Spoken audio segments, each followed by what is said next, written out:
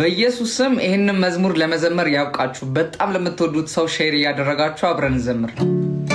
አቤቱ ጩኸቴን ሰምተህ ምሬቴን የልመናዬን ቃል ለራሴ ያለቀስኩበት ቀን በጊዜው ቀን ጠብቆ ሰርቷል። ውድዬ ስምን ላነሳሳው ሺህ ጊዜ እልፍ ላወድሰው አባትዬ አላፈርኩብህም አምኜ አልፌብሃለው ተግባር ቃል ነው።